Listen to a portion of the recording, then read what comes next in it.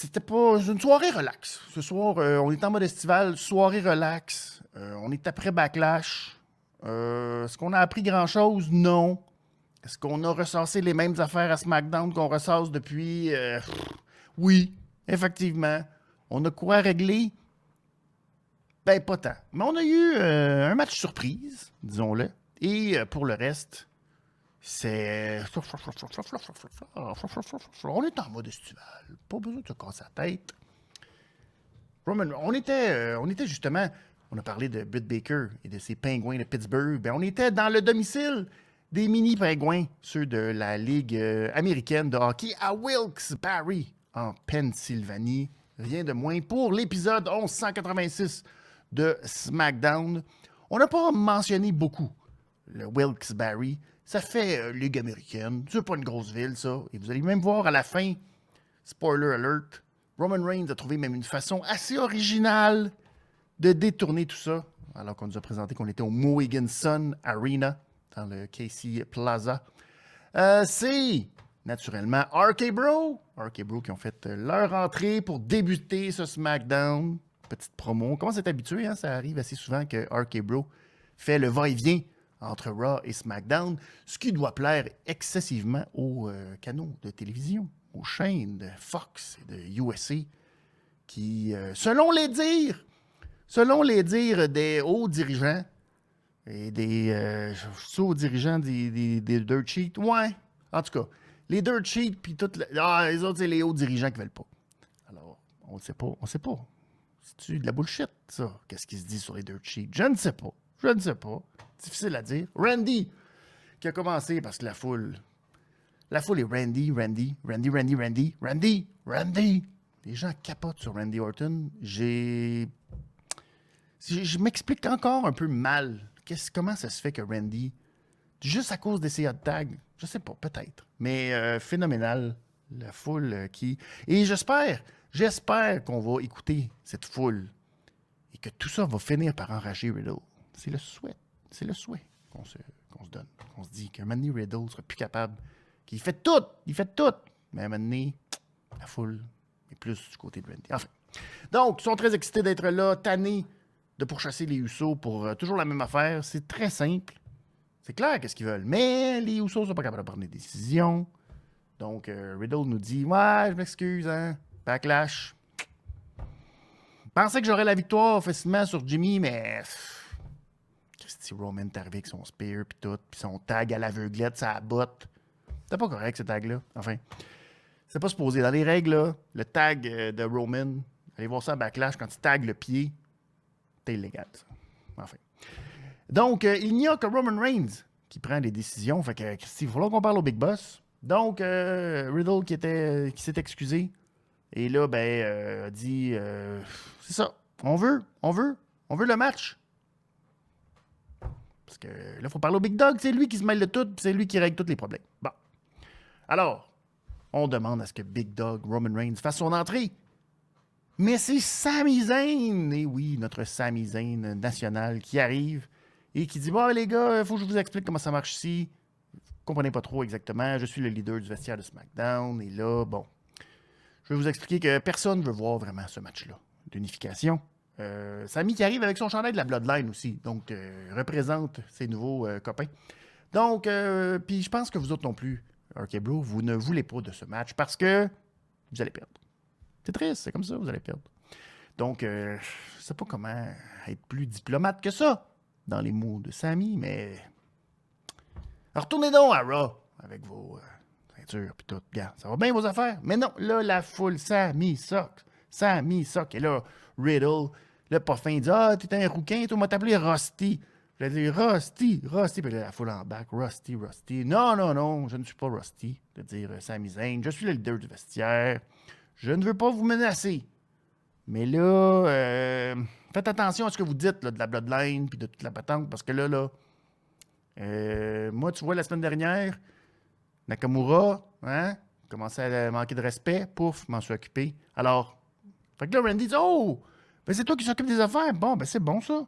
C'est une bonne affaire. Je pense que tu es une partie même vitale de SmackDown. » Puis là, il dit « Ouais, oui, ben t'as raison, mais tu sais, qu'est-ce que... » Je dis, ben mon Dieu, si t'es tellement important, tu devrais caler des shots et tu devrais caler que, Gabin, toi, tu vas affronter Riddle, puis si Riddle gagne, ben le match d'unification a lieu.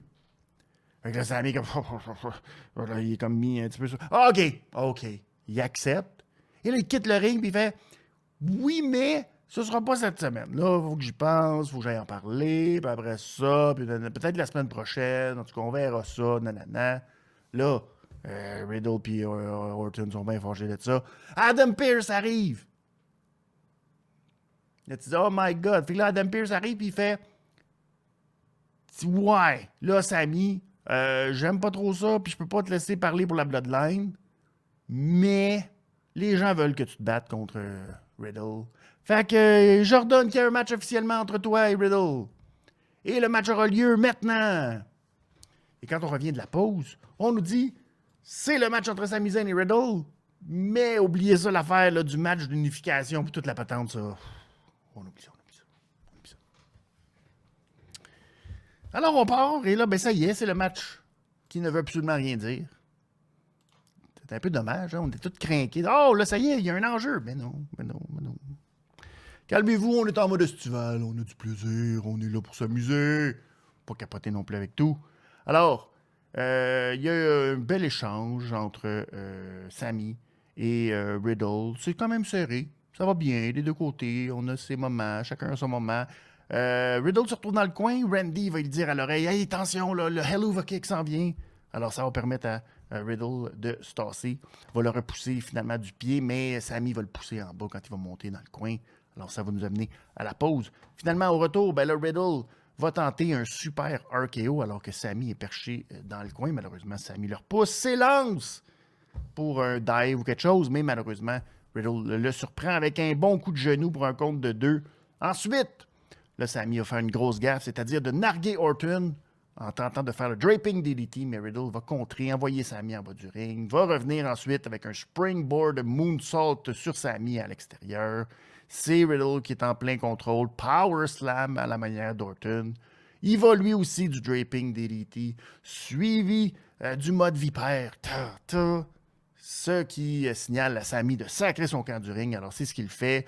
Riddle va aller le rejoindre, va le prendre. Là, finalement, Sami s'en sort et va repousser Riddle par-dessus la barricade des gardiens du temps. Pense qu'il va gagner comme ça avec un décompte à l'extérieur. Mais non, Riddle revient au compte de 9. Et là, ben finalement, après quelques échanges, va réussir à appliquer le Bro Derek et aller chercher la victoire en 10 minutes 30. Bon match, correct, malheureusement. Ça aurait pu être plus, ça aurait pu être un excellent match entre deux excellents lutteurs. Malheureusement, ça a été un match très bon entre deux bons lutteurs, mais qui n'avait pas d'enjeu, puis qu'on s'en foutait un peu de qui gagnait, malheureusement. Alors, j'ai donné 3$ et demi, donc 3,50$ pour ce match. Et, ben oui, ça mérite un actif. C'était bien, c'était correct. Ça faisait un bon départ, mais un peu décevant que tout à coup, la stipulation qu'on laisse miroiter disparaît. Alors, un petit côté un peu plate. Après le match, on a vu Romans qui a gardé tout ça dans son... J'arrête pas de dire Romans, mais il faut que j'enlève le... Il y a pas de... Non, c'est Romans, puis Reigns. Mes excuses. Donc, Roman regarde regardez tout ça dans son vestiaire. Il est avec les Usos, avec T-Paul, tu sais. Puis, bah, c'est ça. Qu'est-ce qu'ils font ici, ma gang Dark et Brute, tout croche? On les a plantés! Puis là, ben, les autres sont comme, ouais, ils viennent ici d'une manque de respect, ça n'a pas de bon sens, puis de dire qu'on n'est pas capable de faire des affaires tout seul sans toi, puis toi, c'est manque de respect à la famille, puis à la bloodline. Mais là, ce soir, là, c'est terminé. C'est pas vrai qu'il y a quelqu'un qui va manquer de respect au chef de la tribu. Sami, lui, va marcher un peu plus tard dans les coulisses. La mine basse. Et ben Nakamura arrive à sa hauteur et il le nargue un peu en lui disant, si Roman est la tête de la table, toi, t'es le trou de cul. C'est très drôle. C'est très drôle. On a bien ri avec Nakamura qui sert à rien. Mais c'est très drôle. C'est très, très drôle.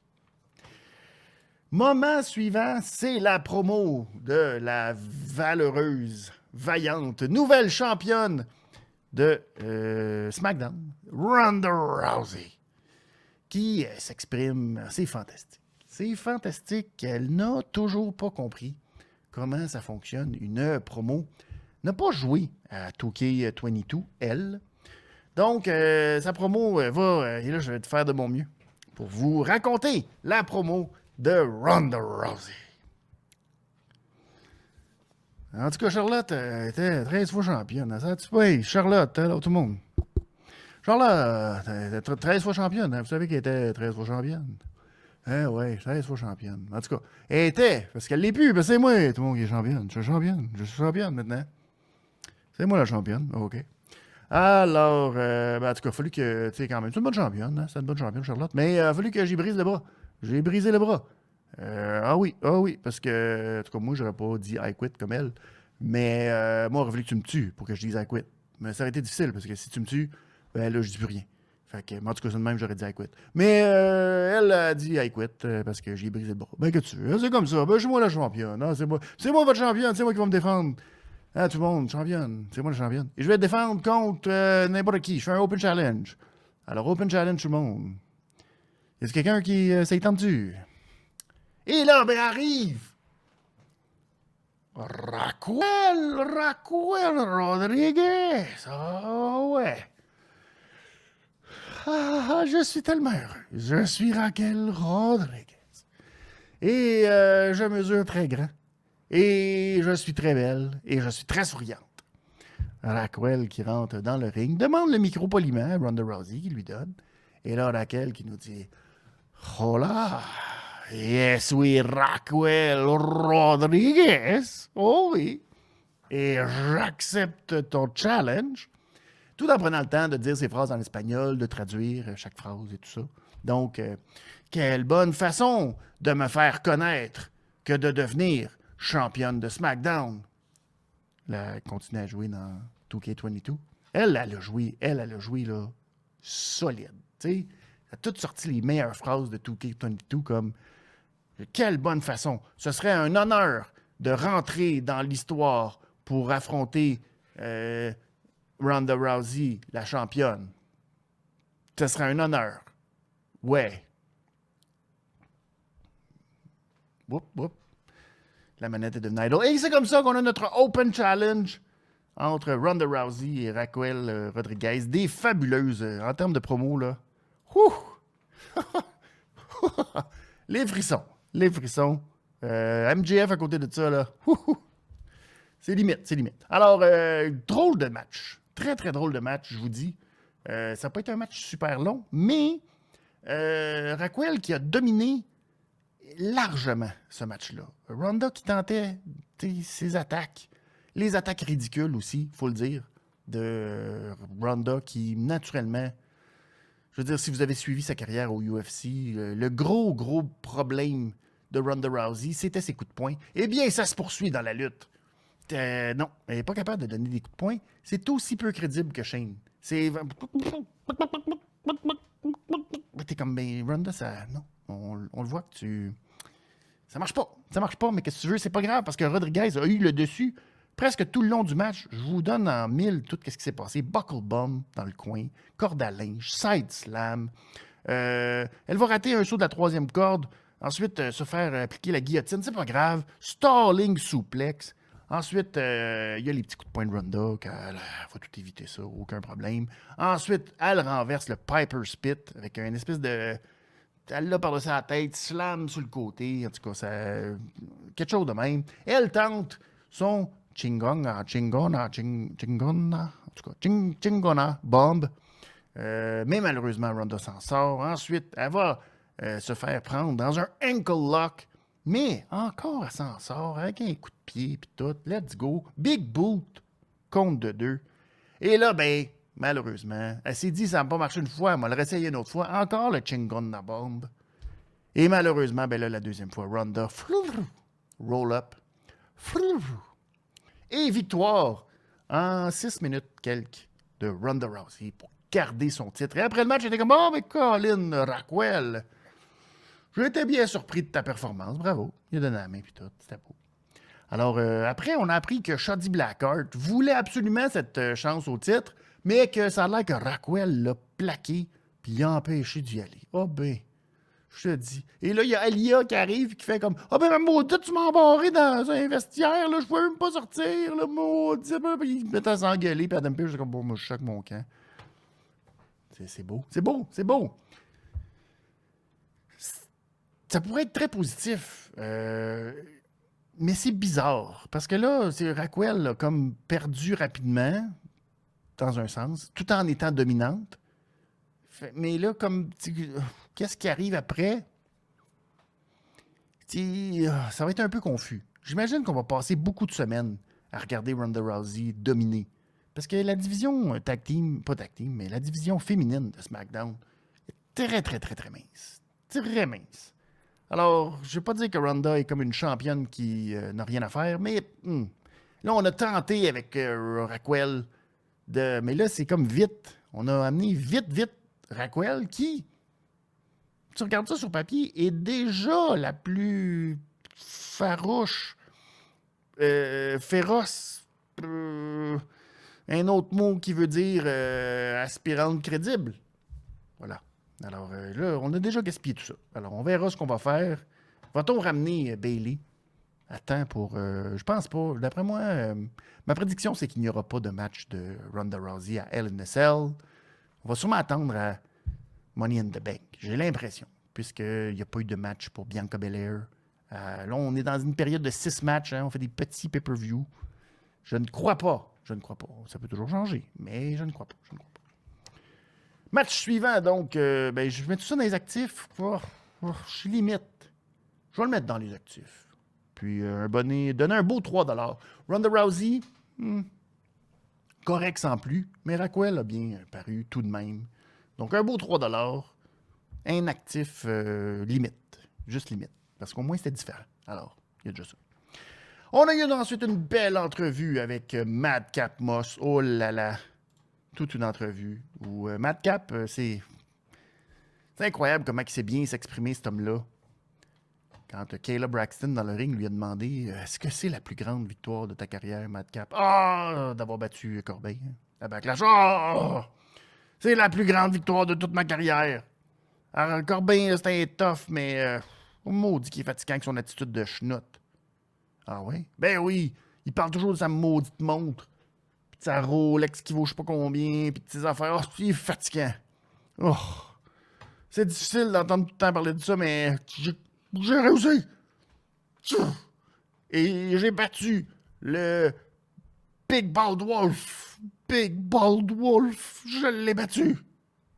Mais là, Kayla lui demande qu'est-ce qui va arriver, la suite? Quelle est la suite pour Madcap Moss? Eh bien, je ne sais pas.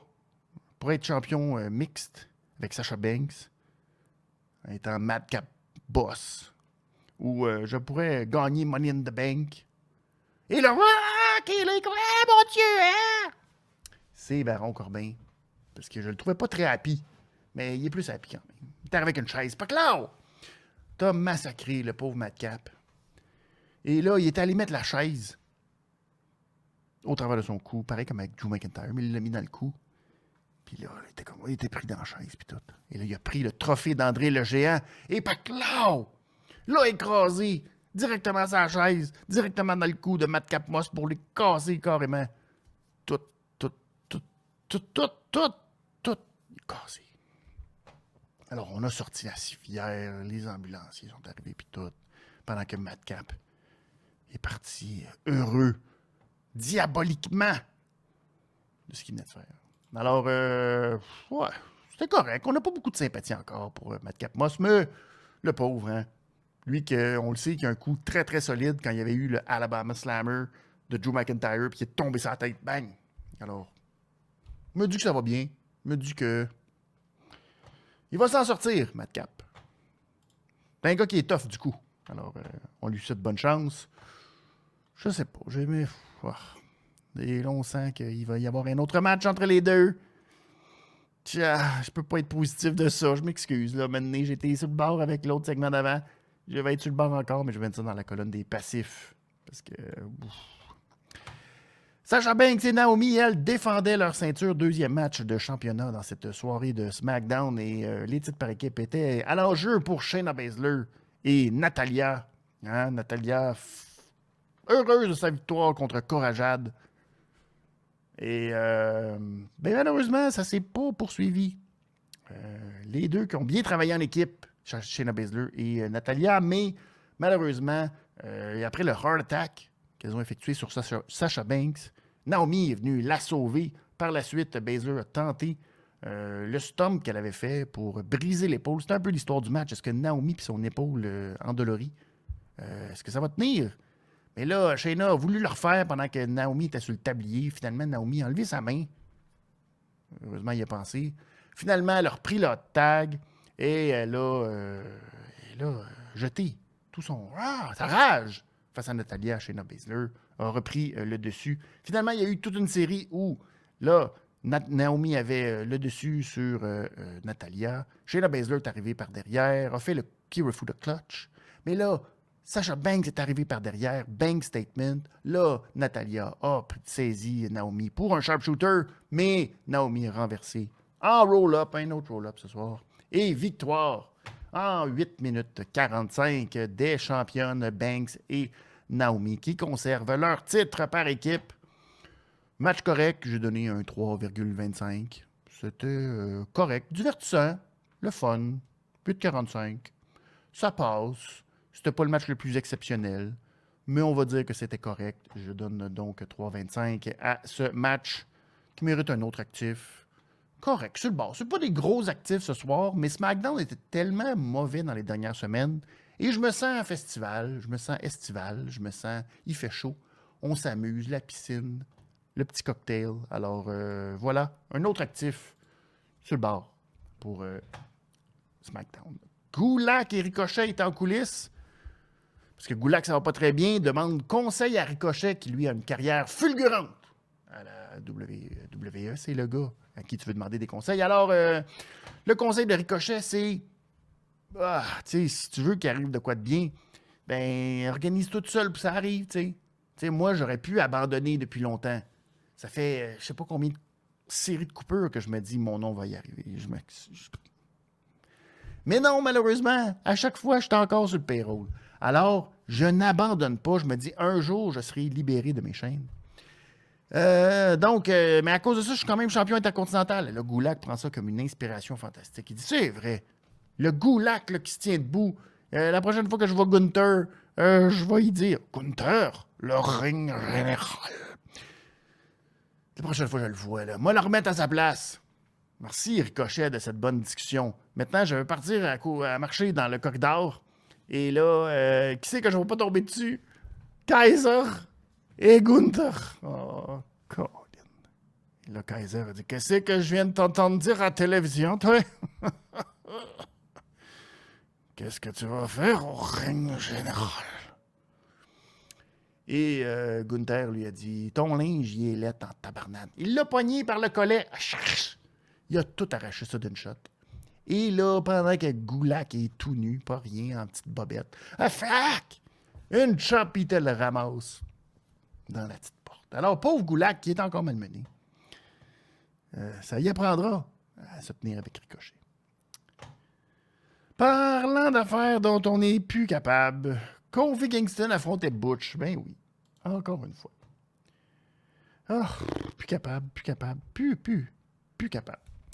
Bref, vous ne croirez pas à ce qui est arrivé. Sheamus, à un moment donné dans le match, a dit à Butch, là, ça y est! Là, ils sont mis à taper lui et Holland sur le ring, puis ils ont fait Fight Night, Fight Night, Fight Night, Fight Night, Fight Night. Ça a enragé Butch, ça ne servait absolument à rien. Kofi l'a tout de suite envoyé avec un coup de pied. Mais là, finalement, Holland et Sheamus ont créé de la distraction. Il y avait Woods qui était là.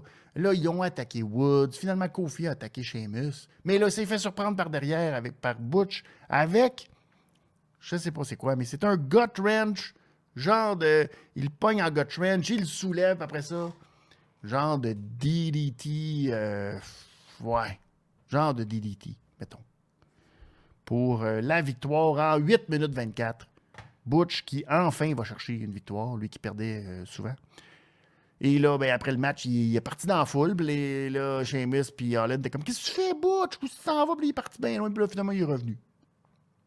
Alors, il a besoin de courir. Hein? À la fin des matchs, Butch, il a besoin faut qu'il parte courir, puis il revienne. Alors, il est allé faire un petit tour, puis il revient.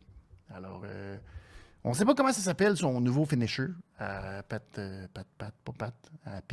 l'ancien Pete. Butch, on ne sait pas c'est quoi. Mais Pat McAfee, il était sur le bord de dire que c'était comme le Butch Driver. Ou il s'est dit, il voulait comme dire ça. Puis là, il s'est retenu parce qu'il s'est dit, d'après moi, il a trouvé un nom bien plus fun. Puis là, si je dis, je vais tout gâcher. Fait qu'il s'est retenu de nommer le move. Alors, c'est très cool, ça, quand les commentateurs ont aucune idée des moves des lutteurs qui sont dans le ring. Ça rehausse le goût de les écouter. Bravo à Michael Cole pour ça. Il doit se dire, oui, mais c'est parce que je ne l'ai jamais vu, kayfabe. Fait que, tu sais, ouais, mais on s'en quitte tellement. Alors, par la suite, quelle note? 2$ passif, plus capable. Tanné. Là, il faut passer à autre chose. C'est interminable, cette Sami Zayn et T-Paul qui se sont retrouvés en coulisses. Sami très déçu, fâché de ce qui est arrivé en début d'émission. Donc, il est un peu désolé. Là, il se dit, Colin, je voulais pas non plus dépasser les limites. J'ai un peu parlé pour la Bloodline, mais là, je voulais pas. En même temps, je voulais me tenir debout en tant que leader du locker room et tout. Mais j'aimerais que ma relation avec le Tribal Chief, tout soit... que ça reste bien, puis on soit... Alors, T-Paul, dis-moi que tout va bien. Et là, T-Paul l'a rassuré en lui disant, oui, t'inquiète pas. Le Tribal Chief t'apprécie. Sam était heureux de tout ça. C'est de la belle, oui. C'est toujours des beaux segments, ça, entre T-Paul et Sami Zayn. Ce qui nous a amené au dernier segment de la soirée, ben oui, une promo de la Bloodline. Il n'y a rien de mieux pour terminer une soirée, alors que ça prend une éternité à les voir arriver sur le ring, monter leur ceinture haut dans les airs. C'était le fun à une certaine époque, là, ça commence à être... Donc, 622 jours maintenant comme champion pour Roman Reigns et 298 jours pour les Usos, ce qui leur donne un gros total de 921 jours ensemble. Très rapide en mathématiques. Merci. Roman Reigns qui, comme je vous le disais en début d'émission, a trouvé une façon assez originale de parler de Wilkes-Barre, parce que c'est une petite ville qui n'est pas très connue à part pour les pingouins, les bébés pingouins. Alors, il a dit « Commonwealth of Pennsylvania ». Alors, toute une façon assez... on a trouvé une façon assez détournée de parler de Wilkes-Barre en disant que c'est le Commonwealth of Pennsylvania. Ça fait beau quand tu parles, tu sais. Le Commonwealth, ça fait beaucoup plus gros, tu sais. Donc, ils sont habitués, hein. Ils arrivent le dimanche, ils smashent, et là, le vendredi suivant, ils disent « On a smashé dimanche, qu'est-ce qui nous attend? » Mais là, cette fois-ci, c'est vraiment différent, parce que là, on a smashé RK Bro puis Drew McIntyre le dimanche. Mais là, il ne reste plus personne. Il n'y a plus personne à smasher. Il n'y a plus personne qui veut se faire smasher. Alors, c'est dommage. On a smashé Cena, on a smashé Lesnar. Il n'y a personne. On est rendu intouchable. Sauf que, là, les Usos sont devant un défi. Et, ben là, je me demande bien qu'est-ce qu'ils vont faire, les Usos. Puis là, je suis comme, mais on était exactement à la même place à WrestleMania. Là, il y a redondant, puis il y a reprendre exactement le même texte qu'il y a un mois. Tu sais, c'est ta faute, Roman, là. Alors là, ben, RK Bro font leur entrée. Et là, Randy, très fâché de la remarque sur John Cena qui s'est fait smasher l'année dernière à SummerSlam. Alors, il dit, là, écoute bien, mon petit Roman, John Cena, il est 10 fois plus une superstar que toi. Est-ce qu'on prépare un retour, un comeback de John Cena, peut-être? Donc, ensuite, Riddle, il dit, moi, en tout cas, j'aime ça, tu sais, le soir, là. Je vais me mettre dans le mood, là, tu sais, je m'installe avec mon laptop, puis tout, mets mes écouteurs, puis tout. Puis là, Randy, comme, non, parle pas de ça, là, s'il te plaît, c'est sérieux. Il dit, non. Moi, on me dit que t'as l'esprit tout détourné. Je voulais juste dire que je me mets des écouteurs, j'écoute nos anciens combats, puis là, j'ai regardé le combat à Backlash, et tout ce que j'ai en tête, c'est qu'il faut qu'on ait notre match d'unification. Puis là, Randy dit, oui, c'est vrai. Là, les petits jumeaux, là, des Usos, là, pas vite. Alors, je vais vous expliquer très lentement tout ça. Donc, moi puis Riddle, on veut un match de championnat, unifier nos deux ceintures. Puis là, quand on va avoir toutes les ceintures, ben on va faire juste une ceinture, puis on va être les champions de tout combiné. On va être les champions unifiés, les champions Undisputed Champion Tag Team. Champion incontesté de la WWE. Les Usos sont comme, bon, tu veux notre réponse? OK. C'est un peu plate. Il n'y a pas de... Non, OK. Mais pas ce soir. Il reste 2 minutes à l'émission. Pas ce soir. Ça va être la semaine prochaine. What? Ouais, la semaine prochaine au Michigan. Fait que là, Jimmy dit, ben là, ça veut dire que nous, on va avoir 2 ceintures. Moi, je vais avoir 2 ceintures. Mon frère va avoir 2 ceintures. Puis Roman Reigns va avoir 2 ceintures. Tu sais à quoi Riddle répond? Paclao, coup de genou d'en face à Roman Reigns. Et il sac son camp.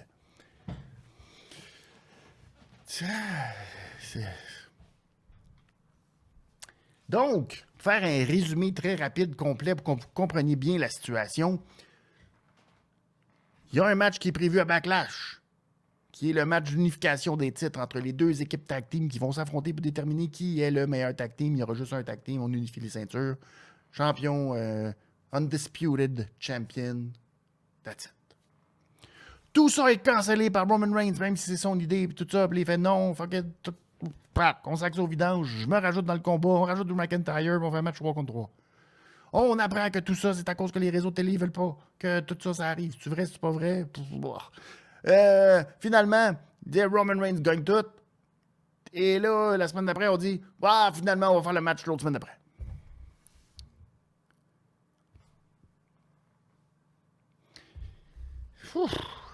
Essayez de voir et de comprendre la logique derrière tout ça. C'est assez spectaculaire de pas de sens. Je comprends pas. Je comprends pas l'idée, le concept de vendre de quoi comme ça. Et là, on sait que les chances sont excellentes, sinon de presque 99%, qu'il n'y aura pas de finish au match. Il n'y aura pas de finish. Il n'y aura même peut-être même pas de match. Ils vont peut-être avoir une attaque avant le match, un peu comme en Arabie Saoudite, quand nos valeureux Viking Raiders, qu'on ne voit plus, qui ont été à NXT, je pense. Et ils se sont retrouvés à faire 13 heures d'avion. Et ils se sont fait attaquer dans le dos avant même de rentrer dans le ring. On leur a dit, c'est beau, parfait, reprenez vos valises, puis refaites un autre 13 heures d'avion ou rien.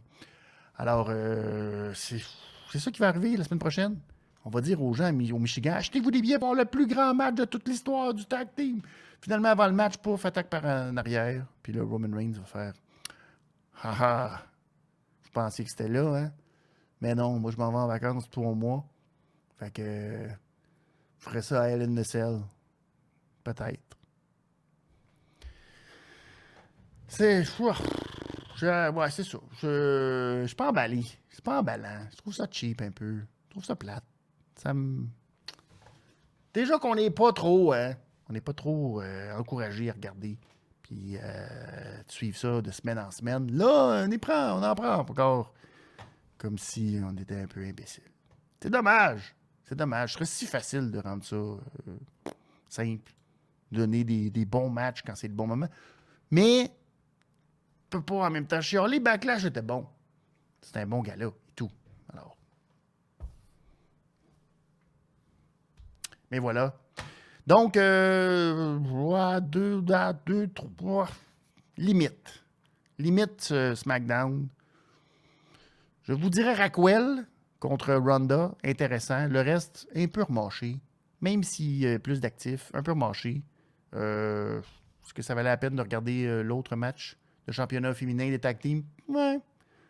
Correct, sans plus, mettons. Mais je vais donner un 2,75 pour la note de passage pour ce SmackDown correct, mais qui n'augure rien de bon. Je vous dis, la semaine prochaine, ça sent la déception à plein nez de cet affrontement au Michigan.